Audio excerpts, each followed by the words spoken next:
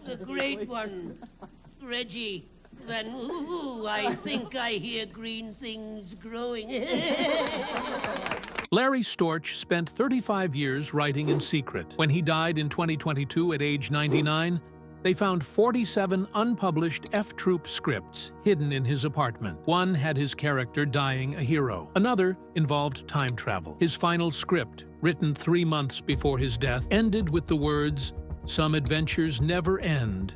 They just fade to black." But why did he keep writing for a show that betrayed him? The answer involves a fax machine, a bleeding ulcer, and a cancellation that made no sense. This is the story of how Hollywood destroys its own stars, and why Larry never stopped fighting back. Larry Storch was born on January 8, 1923, in a tight little apartment in the Bronx at 1249 Washington Avenue. The walls were so thin you could hear everything. His father, Alfred Storch, used to be a stockbroker. Back in 1928, he was worth $15,000. But when the stock market crashed on October 29, 1929, he only had $47 left. To survive, Alfred drove an old 1925 Chevrolet taxi for 16 hours every day. On a good day, he brought home $3. Larry's mother, Sally, worked 2 jobs. She answered phones from 8 to 4 at New York Telephone Company for $18 a week. At night, she sold costume jewelry door to door, trying to make an extra $5 or $8. They all lived together in that cramped space, including Larry's grandmother, who only spoke Yiddish. She told stories with wild voices and big movements at dinner, turning every meal into a show. That's how Larry learned to perform without even realizing it. By the time Larry was 10 in 1933, he was growing up on Fordham Road, where all kinds of languages filled the streets. More than 47 languages were spoken there every day. Irish gangs like the Fordham Baldies clashed with Italians spilling over from East Harlem. Jewish families lived near Bathgate Avenue. Larry would stand outside Gristadi's grocery store, mimicking old Tony Benedetto, who sold bananas in a heavy Italian accent. His favorite act was pretending to be Benny the Lisp Kowalski, a real-life mobster who handled illegal bets. When Benny saw Larry doing his lisp act outside a tavern, he chased him 6 blocks with a baseball bat. Larry barely escaped by diving under a truck. His knees were all scraped up, but he had 37 cents in tips clutched in his fist. That mobster with a lisp act would later become one of Larry's most famous routines, and nobody knew it came from a near beating. In 1937, Larry enrolled at DeWitt Clinton High School. His classmates included people who would later become stars, like Don Adams. But by late 1939, things got worse at home. The family was behind on their $23 monthly rent. Unemployment had hit 17.2%. Larry often had only an apple and a slice of dry bread for lunch, while other kids ate real meals. He lied about his age to get a job resetting pins at a bowling alley. He worked from 4 in the afternoon until midnight, earning 5 cents per game. On Saturdays, he'd make $10, more than his dad made all week. With that money, he bought an old copy of McNally's Jokes and Gags for 15 cents. It taught him how to land a joke with rhythm and timing, but juggling school and work became too much. In February 1940, Larry dropped out. His hands were still stained from the bowling pins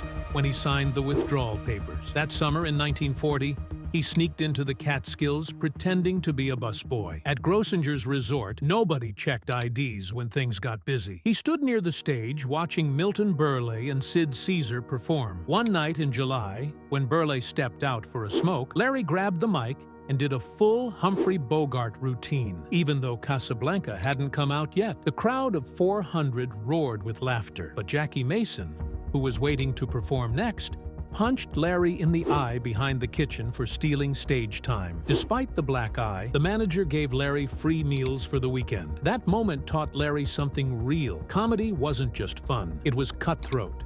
It was serious. In 1941, Larry auditioned for WOR Radio's The Children's Hour. It paid $25 per spot, which was huge back then. He showed up wearing his only good shirt and used his last subway fare to get there. But as soon as he spoke, the director stopped him. They told him his Bronx accent was too ethnic and laughed him out of the room. One even said he sounded like a guy selling stolen stuff on a street corner. It crushed him. For the next 2 years, he practiced speaking neutral American English in back alleys using a cracked mirror. He copied radio announcers and studied how Jack Benny changed his accent to sound more acceptable. That day scarred him. He never forgot that being himself wasn't good enough for the people who made decisions. On March 15, 1942, Larry got drafted into the Navy. He was 19 and weighed just 145 pounds. They sent him to the Great Lakes Naval Station, and then he was assigned to the USS Proteus, a 5-29-foot submarine tender. He worked 18-hour days handling $10,000 torpedoes. On April 16, 1945,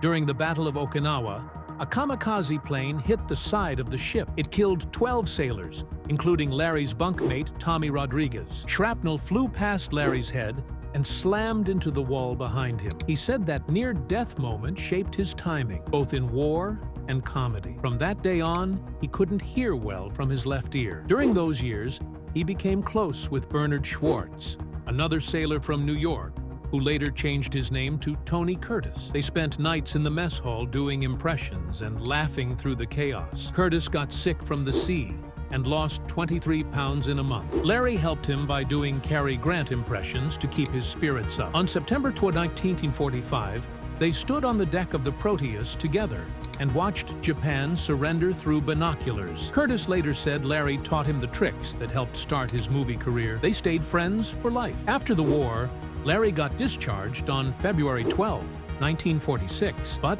there was a problem. He was almost given a blue discharge, which meant bad conduct because he'd been caught smuggling cigarettes. His commander defended him, and after 3 weeks, it was changed to honorable. On March 8th, Larry had just $47 in his pocket. He hitchhiked from San Diego to New York in his Navy uniform. Near Flagstaff, Arizona, the truck he was riding in got hit by a drunk driver. Larry flew into a ditch, slicing his knee on a rock. He needed 12 stitches. For the rest of his career, he wore long pants to hide the scar. Back in Brooklyn, on April 23, 1946, he got his first gig as a comic. Feldman's Vaudeville Palace paid him $8 for 15 minutes. He tried doing a Boris Karloff bit, but the crowd didn't laugh. They threw peanuts at him. One dock worker yelled for him to get off the stage. In a panic, Larry slipped on a banana peel left by the last act. The crowd cracked up. An old lady in the front gave him a $2 tip, which he used to buy his first suit from a pawn shop. During his time in Japan after the war, Larry ran a little black market scam. He smuggled 47 cartons of cigarettes off the ship and traded them for swords, silk, and jewelry. He made over $300, which would be about $4,200 today. But on December 15, 1945, a surprise inspection found his stash. He faced serious charges, maybe even 5 years in military prison.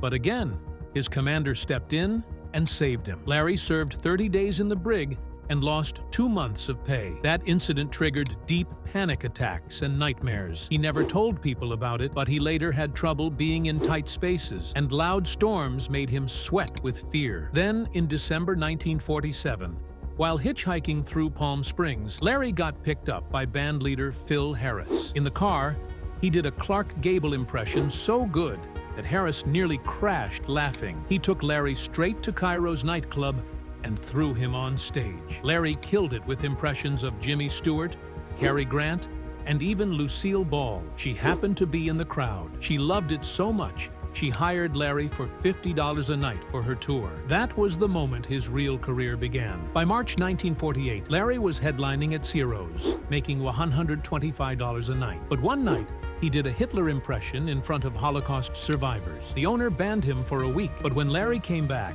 the line stretched around the block. That bit that almost ended his career ended up making him a star. In 1949, Larry went on tour with Rags Ragland. During a show in Chicago, Ragland collapsed and died mid-performance. Larry didn't know what to do, so he kept going, making jokes about it being method acting. People laughed through tears. The tragedy made Larry's name. Bookings shot up. In May 1950, he did a Sinatra impression that made fun of Frank's weight. One mob-connected crooner in the crowd didn't like it. He punched Larry in the face backstage, breaking his nose. But the next night, Larry came out with bandages and made it part of the act. That routine became his biggest draw. In 1951, Larry got a shot on the Kraft Music Hall when Frank Morgan got sick. Larry did such a good impression of Morgan that nobody could tell it wasn't him. CBS got 200 phone calls, But Morgan's family was furious. They said Larry was mocking a dying man. Columnist Walter Winchell even wrote that Larry was dancing on his grave. Larry quit doing the impression after Morgan died, but the controversy had already made him famous. In the summer of 1952, everything changed for Larry Storch. The Dumont Network needed someone fast after Jackie Gleason left Cavalcade of Stars, and they picked Larry. He jumped in on July 5th with wild sketches and even did a parody of Gleason himself. It worked. Over 2.1 million viewers watched each week, but behind the scenes, it wasn't going well. Gleason hated being mocked. Whispers in the industry said he paid people to ruin Larry's live shows. On August 19th, things got ugly. Hecklers in the crowd screamed slurs so cruel that Larry broke character in front of everyone. He never talked about it publicly, but years later, he said Gleason called the network himself and told them he'd crush any sponsor who supported that Jewish clown. Even though the ratings were strong, the show disappeared after just 13 weeks. That was Larry's first real shot, and it vanished just like that. But CBS had been watching. They saw the numbers and offered Larry his own show. On February 15, 1953, The Larry Storch Show aired right across from I Love Lucy at 9 p.m. That was a setup. Lucy was a juggernaut, pulling in over 67% of viewers, while Larry never cracked 9%. Still, he tried. He brought on stars like Milton Berle, who demanded $10,000 per show. While Larry made $1,500, he paid crew wages from his own pocket. When CBS refused to cover overtime, Larry signed personal guarantees. The show looked great, but was bleeding money. After just 3 months, it was gone. Larry owed $52,000.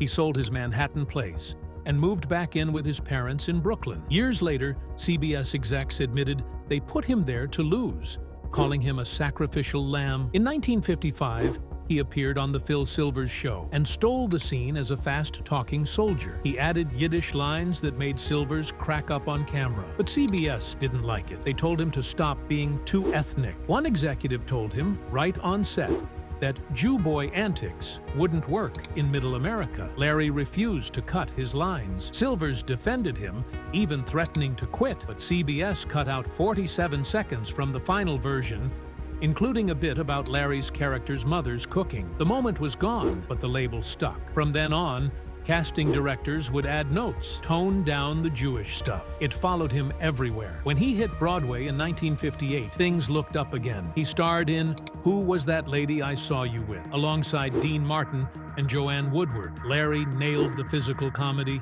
even tripping over the same ottoman for 237 shows. The crowd loved it. There was even talk of a Tony nomination, but offstage, he partied hard. On March 15th, he showed up drunk, missed his cue, and made jokes about Dean Martin's drinking. He once brought a chorus girl into his dressing room and held up the show for 23 minutes. The producer wanted to fire him, but when Larry was in the show, they made $47,000 a week. When he was out sick, it dropped to $31,000. So he stayed. The play ran for 208 performances, but after that, nobody on Broadway trusted him again. In 1959, things got even worse. Larry filmed a pilot called The Double Agent, where he played a goofy CIA spy. In one scene, he joked that his character was under suspicion for reading books and thinking. NBC didn't like that. The McCarthy era was just ending, but the fear was still fresh. Network president Robert Kintner called it dangerously un-American. They shelved the pilot and blacklisted Larry for 6 months. He couldn't get work. He had been making $5,000 a week. Now he was doing burlesque shows for $150. That ended only when William T. Orr,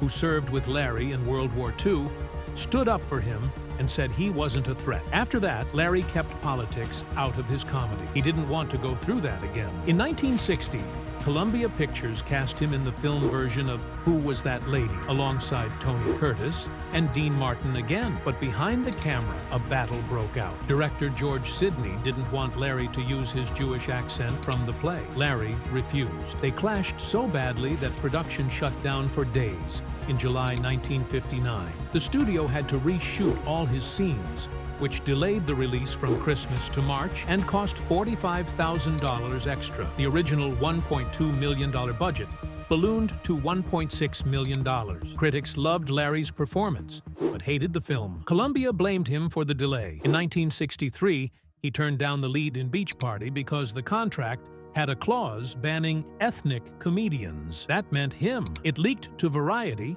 and caused a scandal. Instead, he took a smaller role in Captain Newman, MD, and played a traumatized soldier. That wasn't just acting. Larry had served on the USS Proteus and witnessed Japan's surrender in 1945. He based the role on his own memories. The performance was praised, but it left him shaken. He had panic attacks during filming and went through 6 months of therapy afterward. In 1965, during the Great Race, he almost bled out on set. While filming the bar fight scene, the most expensive ever at the time, he used a real prop bottle that didn't break as planned. It cut deep into his hand. He needed 8 stitches and surgery. Production stopped for 36 hours. Blake Edwards later said that Larry's real blood became part of the set decoration. The movie cost $12 million, and Larry's scene became legendary, but it left scars he carried forever. That same year, he got the role that changed everything. He auditioned for F Troop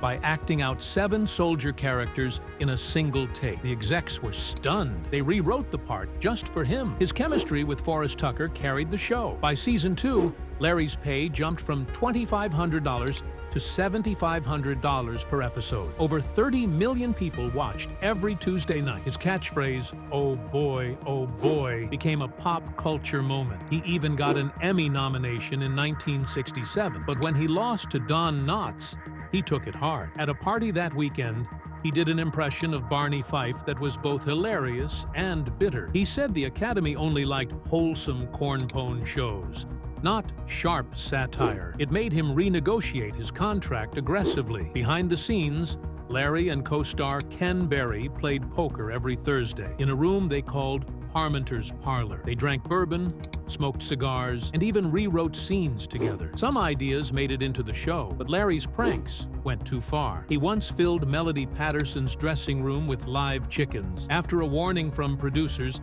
he toned it down, but tension lingered. Still, Ken stood by him. He was best man at Larry's wedding in 1961. Larry's commitment to authenticity caused more trouble. He had to wear the same wool uniform every episode, even though it gave him skin rashes. He spent $300 a week on creams. He smuggled props onto set: wigs, fake mustaches, even a $500 fat suit. Warner Brothers found out only after editing, but the scenes worked, so they let it slide. In 1966, he tried to push for better Native American representation. He wanted to hire a Lakota consultant, but his co-star Frank Dakova, who played Chief Wild Eagle, didn't agree. They fought openly in the studio cafeteria. Larry later said he regretted not walking off the show to take a stand. In a 1982 interview, he called it his biggest professional regret. Then, in 1967, disaster struck. Even though F Troop had strong ratings, better than Star Trek and Gilligan's Island, it was canceled without warning. Jack Warner had sold his stake for $32 million, and the new execs didn't care about TV. On a quiet morning, Larry got a fax at home while eating breakfast. It read, "Production ceased effective immediately." Furious, he threw the machine against the wall. The whole cast was fired that same day. Security kicked Larry off the lot when he demanded answers. The show had been ABC's second most popular sitcom, right behind Bewitched, but they said it was canceled over a $3,000 budget overage. That's just $97 per episode. Larry called it sabotage. He was left with $50,000 in unpaid residuals, nearly $400,000 today. Warner Brothers used contract loopholes to keep the money. Larry had to pawn personal items to survive. He boycotted all their events. F Troop made millions in syndication. Larry got nothing. In 1970, he and Forrest Tucker tried to bring F Troop back. ABC liked the idea, but the new owners blocked it with a flimsy excuse. Larry sued. He won $10,000, but lost the revival. They kept the rights just to stop him. The legal fight proved studios could kill shows out of spite and still win. The stress nearly killed him. In 1968, he ended up in the hospital with a bleeding ulcer. Doctors blamed the pressure, the lawsuit, the betrayal. He later joked about it in his stand-up routines, using the pain to fuel biting comedy about Hollywood's cruelty. His friends rallied around him. His story became a warning for every actor who thought the industry cared about anything more than profit. When television started to change in the early 1960s, Larry Storch found himself right in the middle of it. It was 1963, when he started voicing the character Phineas J. Whoopi in Tennessee Tuxedo. This wasn't just a cartoon, it was the result of a big demand made by FCC Chairman Newton Mino in 1961. He called television a vast wasteland and told the networks they needed to make children's shows more educational. So Larry's job wasn't just to be funny. He had to teach science through a chalkboard called the 3DBB, while making it all feel like fun. He worked with Don Adams, who would later become famous for Get Smart, and the two built a friendship that lasted long after the show ended in 1966. What most people didn't know was that Larry was recording those voiceovers while touring nightclubs. He'd mail the tapes in between shows, finding strange ways to balance two completely different careers at once. By 1975, Larry was doing something totally different. He starred in The Ghostbusters, a kids' show on CBS that only ran for 15 episodes but made a huge impact. He played Spencer, a goofy paranormal investigator, teaming up with Forrest Tucker and Bob Burns, who wore a gorilla suit. Every episode started with a taped message that exploded in someone's face. They faced off against monsters like Dracula and Frankenstein using a silly device called the Ghost Dematerializer. Kids loved it, but Larry didn't. He started to feel stuck. Even though it got good ratings, he hated being boxed in as a clown when he wanted to be taken seriously. His voice career continued through the late 70s, including work with the Pink Panther show. In one cartoon, Shocking Pink, Larry voiced an off-screen narrator trying to teach the Panther how to fix things. The Panther kept failing, and Larry's character kept pushing, which made the Panther more and more frustrated. It was funny, but Larry felt the format limited what he could do. The cartoon aired between 1969 and 1970. But Larry worked on many episodes through 1976 and 1977. Even with good pay and steady work, Larry felt the animation world never let him grow. He wanted roles that challenged him, but instead, he kept being asked to do more of the same. After F Troop was canceled in 1967, Larry hoped for a fresh start, but Hollywood didn't see him as anything more than the funny sidekick. Even though he'd gone to DeWitt Clinton High School and performed in vaudeville since his teens, casting directors only wanted his wild faces and fast talk. He once filled in for Frank Morgan on The Kraft Music Hall, doing perfect celebrity impressions that amazed everyone. Still, he couldn't break through. When he auditioned for serious parts, they always said no. Sometimes, his only way in was through friends like Tony Curtis, who got him supporting roles in movies like 40 Pounds of Trouble in 1962 and Sex and the Single Girl in 1964. His voice acting career stretched across 4 decades. He played characters in Underdog, Scooby-Doo, Garfield and Friends in 1988, and others. He was one of the most familiar voices in the industry, but the work got harder over time. Studios rushed through recordings. He had to switch between voices with almost no time to prepare. He could do accents and tones better than almost anyone, skills he picked up growing up around many cultures in New York, but studios didn't care. They just wanted consistency. By the 1990s, Larry stepped away from animation and focused on guest roles in live-action TV, where he could also use his physical comedy. Not all his jobs went smoothly. In the early 1970s, he returned to Car 54, Where Are You?, and played a rival cop. Fans loved him. NBC got over 500 letters every week asking for more, but behind the scenes, things got ugly. Creator Nat Hiken refused to pay him for reruns, saying they never agreed on that. Larry sued for $15,000, which is worth about $95,000 today. The case shocked Hollywood. Larry said Hiken once called him a greedy Jew during a fight in a restaurant. They settled out of court, but their friendship ended. Hiken died in 1968, and Larry said he regretted how bitter it all became. In 1974, Larry appeared on Columbo as a talent agent named Mickey Spillane. There was a scene where he had to play dead, but he couldn't stop laughing. It took 20 takes. Director Steven Spielberg was furious because they were wasting thousands of dollars in film. Peter Falk thought it was hilarious and kept whispering Yiddish jokes to Larry, making it worse. Larry finally nailed the scene by accident when he hit his head on a desk and passed out for real. Spielberg warned Larry that too much clowning might ruin his chances for dramatic roles. Years later, The bloopers aired in a 1990s special and showed just how hard Larry struggled to keep a straight face. One of the strangest chapters in his life came in 1978 on The Love Boat. He acted opposite Charo, and their scenes had so much chemistry that tabloids started calling them a couple. They weren't. They were both married, but they did have dinner off camera, and Larry fought hard to protect her dignity. The original script called her character a spicy senorita, and he said he wouldn't continue unless they rewrote it. At first, the producer refused. Then Charo backed Larry, and the script was changed. That moment